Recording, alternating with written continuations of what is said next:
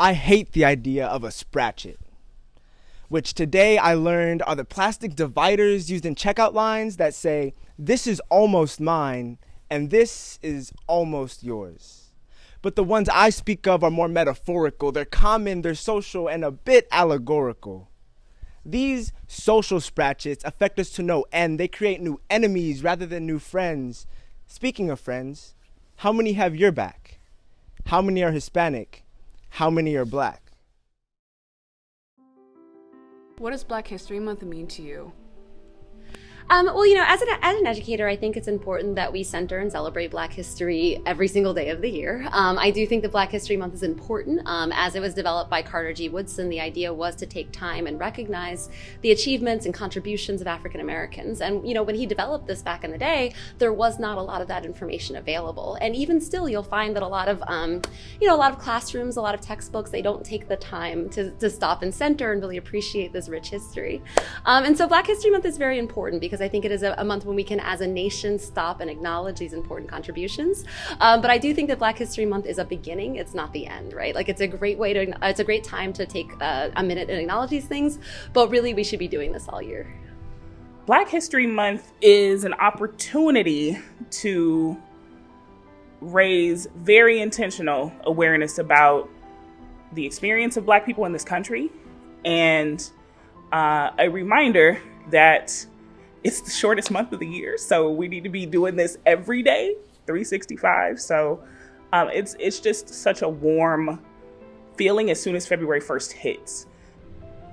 Well, one, as an African American woman, it has always meant representation. It has meant being seen.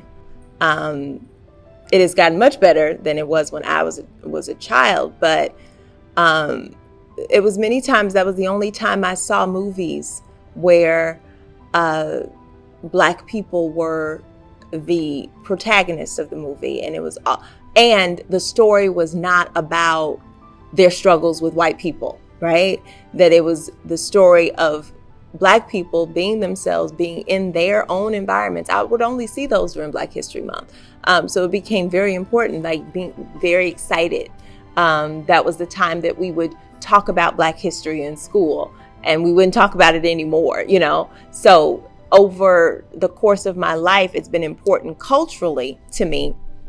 But as a teacher, it is important because, especially, I think, even more so now that I teach at Venice, I started teaching in a majority Black school.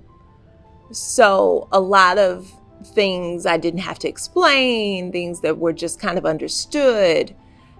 And I realized the deficit of knowledge of Black culture, of the intersectionality of Black culture with everybody else, with every other race, with every other ethnicity, with every other culture, since teaching at Venice. So I think Black History Month becomes even more important when you're at a school where Black people and Black students are not the majority.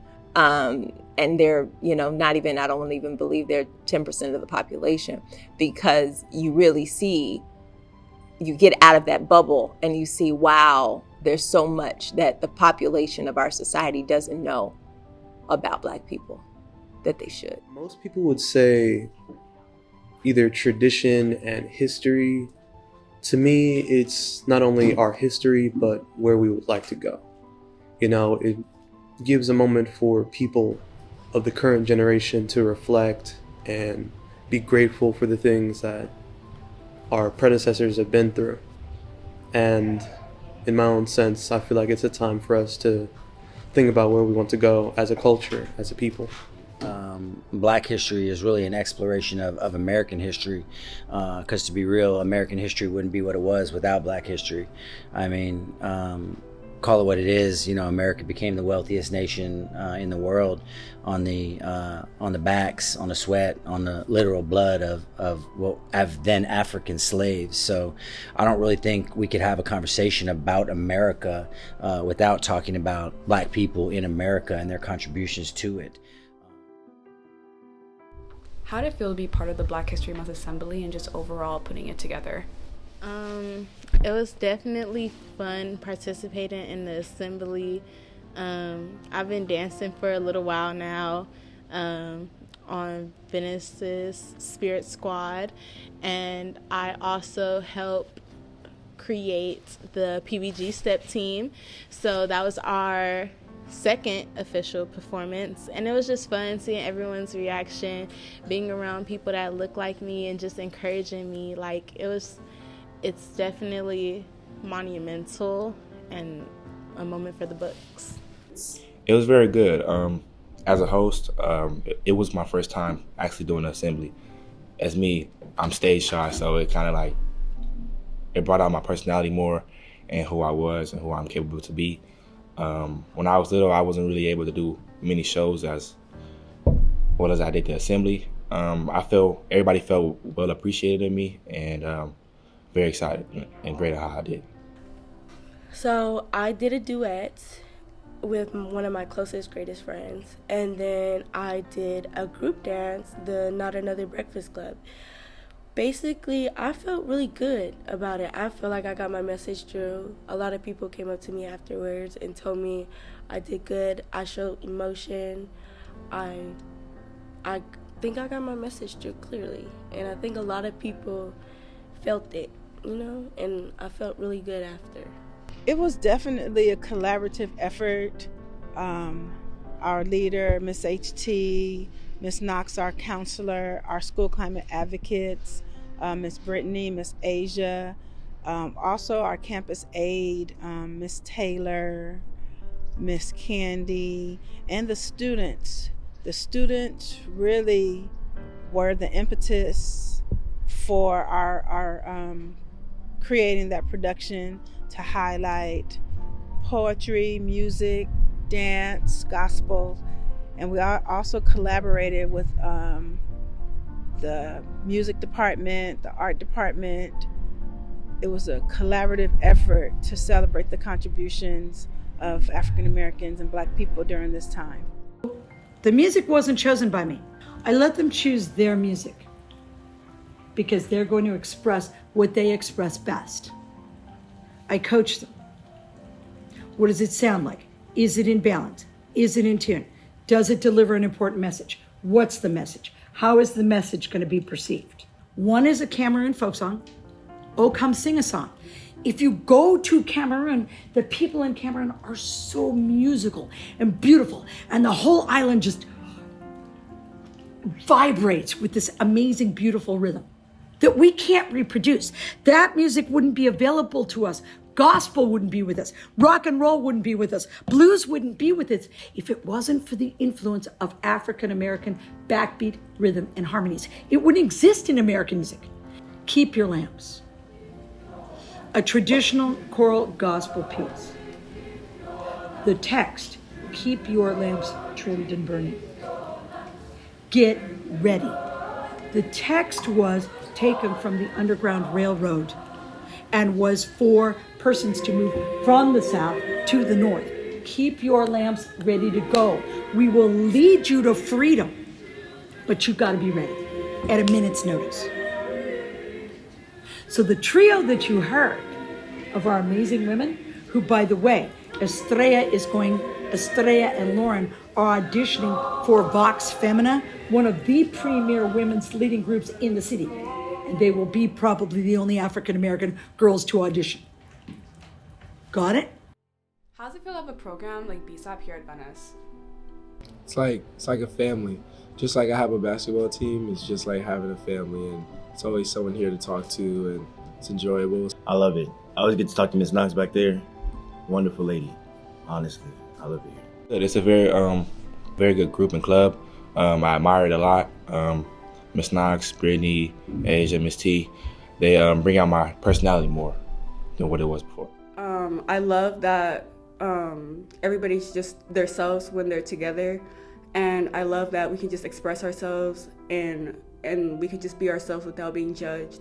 I love that they come together all the time. They laugh, and it's just a really good place to be when you don't feel like you're accepted somewhere. You could be accepted there, and I really wish we would have had this way before, like freshman year. You know, it's really a good program, and I really recommend students to go there. And I'm just really glad BSAP is here now. What is your goal for the BSAP program in the future? I think I have a goal. This might be a little out there, but the goal is, you know, you're doing the work when the work is no longer needed, right? So when you're doing it right, we don't actually need a unit because it's so intricately invested that Black students, brown students, like they have a place and they feel that place and they don't feel a need to have a space that's separate because they're feeling comfortable everywhere. That doesn't change the fact that cultural celebrations and connections are not relevant and that we have clubs and we have a lot of places for that to happen. But if we're doing it correctly, I mean, BSAP is the outcome of our failure as a school system and needing to address it. So when it's successful, we don't actually have to have a program.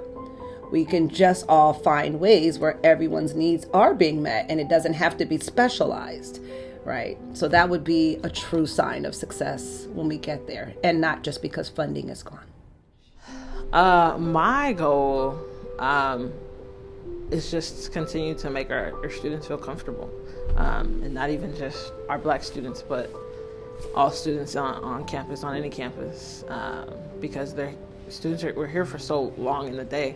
You know, you need somebody or something. So just to one day that all students know, like, you ask them that question, they can give you an answer of who or where they can go to find that peace for that moment. As a teacher, what is your goal in educating your students on African American history as it's not taught enough? Mm-hmm.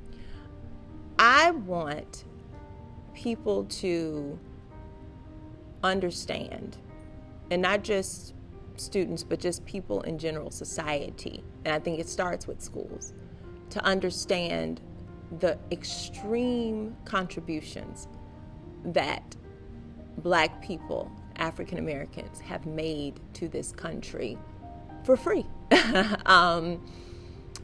with no compensation, many times amidst grand discrimination and grand dehumanization, still built this country in so many ways, and how African American culture touches everybody else. Yeah, I mean, I think African American history is such a beautiful, like, 400-year history of resistance, and resistance can really take many forms. And I think that can be really inspiring for students to see. Over the years, we're talking about a people asserting their humanity, you know, asserting their desire for freedom, their desire for equality, and doing it in so many different ways. You know, we see it in the music, we see it in hairstyles, in culture, in language, and even in bigger, you know, more formal organizing efforts. You see it in strikes, you see it in protests, and it's just such a variety of struggle that's been so inspiring to so many different groups over the years. I just think it's so important that you bring that into the classroom and show students this beautiful resistance and allow them to make connections and kind of see themselves and become inspired by this history.